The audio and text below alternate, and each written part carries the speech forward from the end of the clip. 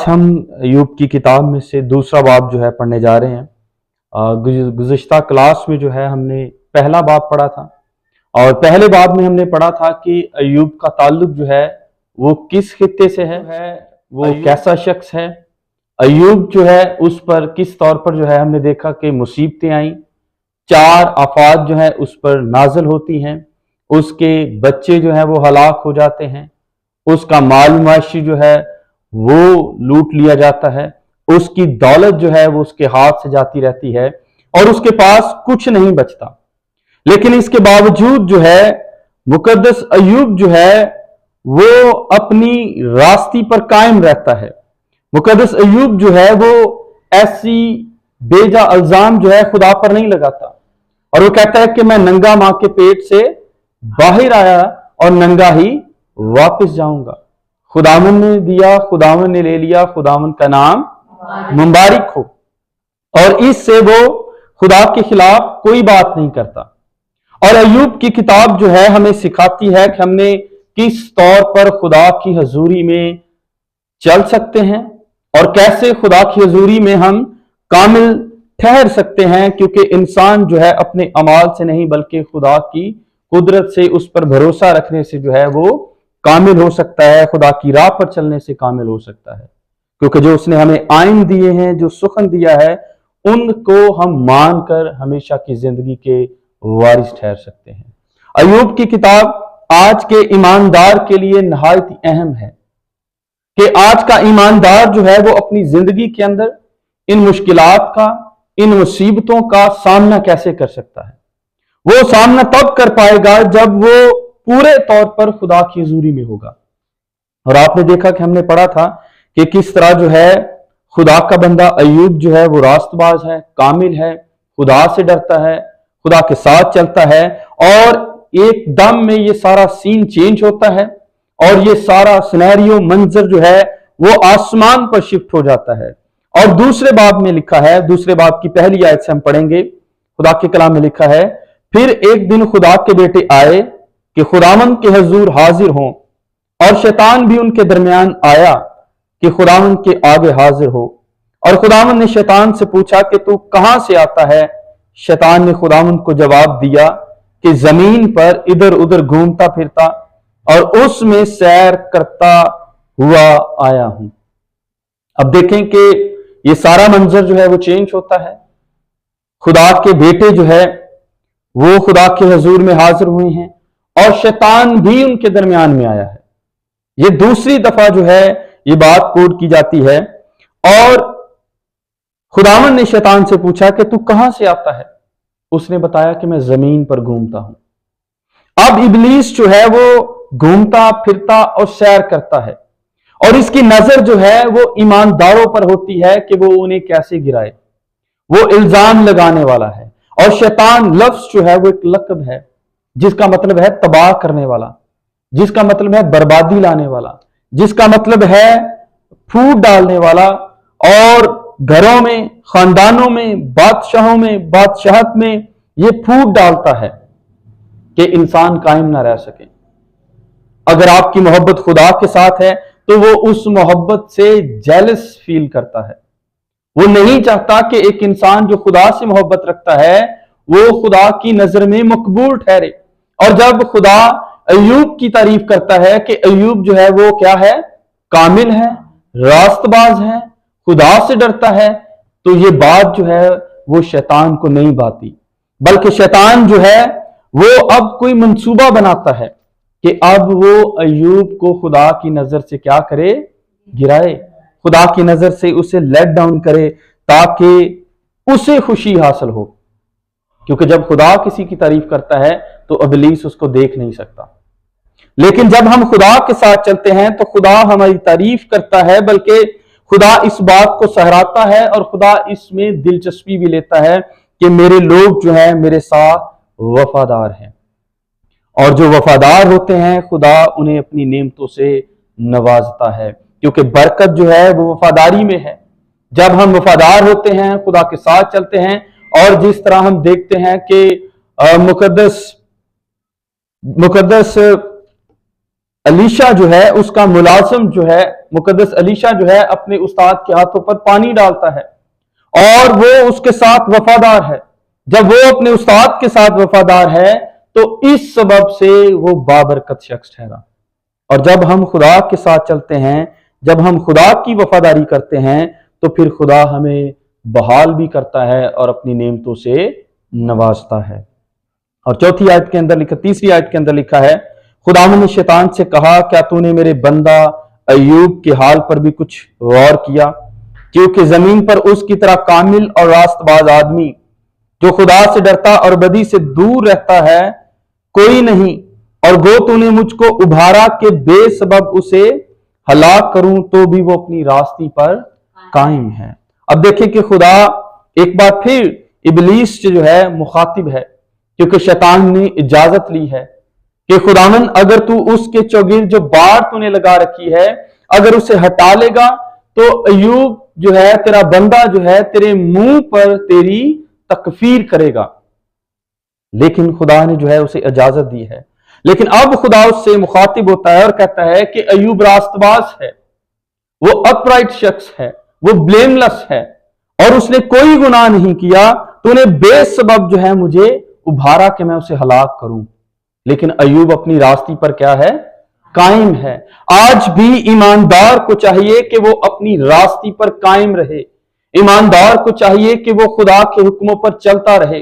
अय्यूब का सब कुछ छिन गया है, लेकिन उसने खुदा पर बेजा इल्जाम नहीं लगाया, बल्कि उसने खुदा को मुबारक कहा है। आज के दौर में भी अगर इंसान के पास कुछ नहीं है तो उसे खुदा को मुबारक कहना चाहिए कि हमारा खुदा जो है वो भला खुदा है, वो मुबारक खुदा है। और उसने अपनी रास्ते पर कायम रहा, कोई बेजा काम नहीं किया।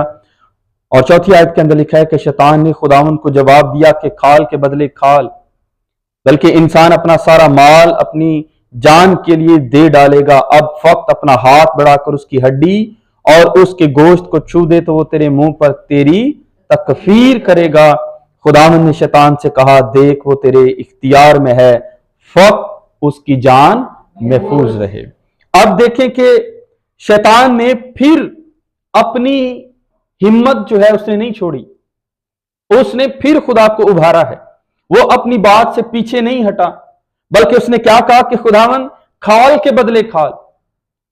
अगर इंसान जो है अपना सारा माल अपनी जान के लिए दे डालेगा और अब तू फक्त अपना हाथ बढ़ा, क्योंकि जब हम कमजोरी की हालत में या बीमारी की हालत में होते हैं, अगर हमारे पास बहुत सारी दौलत हो तो हम ये चाहते हैं कि हमारी दौलत तो चली जाए लेकिन हमें तस्कीन मिल जाए। आपको बहुत सारे लोग ऐसे मिलेंगे जिनके पास बहुत सारी दौलत है और वो चाहते हैं कि हमारी भले सारी दौलत ले लें लेकिन हमें ज़हनी सुकून हासिल हो जाए। बहुत सारे ऐसे लोग आपको नजर आएंगे जिनको रातों को नींद नहीं आती और क्या कहते हैं कि हमें सुकून मिल जाए। रात को गोलियां खानी पड़ती हैं ताकि उन्हें नींद आ जाए, लेकिन नींद उनके पास नहीं आती, क्योंकि जब इंसान बीमार होता है तो उससे नींद वाकई नहीं आती, उसे हमेशा जो है तकलीफ महसूस होती है।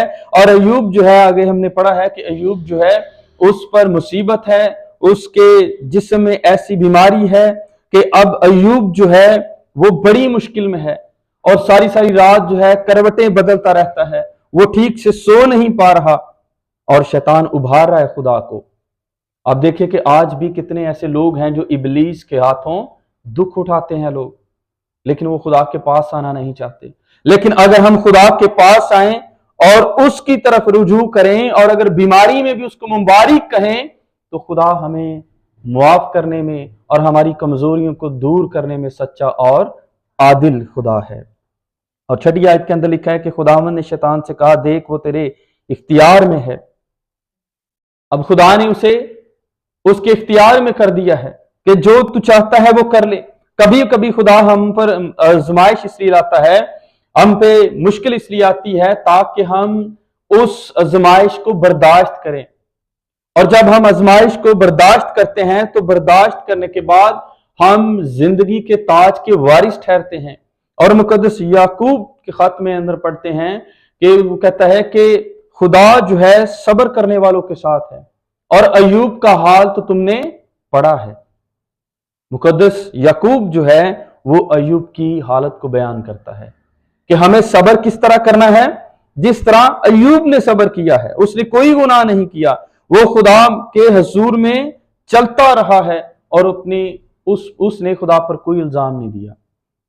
اور آگے 7ویں آیت کے اندر لکھا ہے کہ تب شیطان نے خدا کے سامنے سے چلا گیا اور ایوب کو تلوے سے چاندی تک دردناک پھوڑوں سے دکھ دیا۔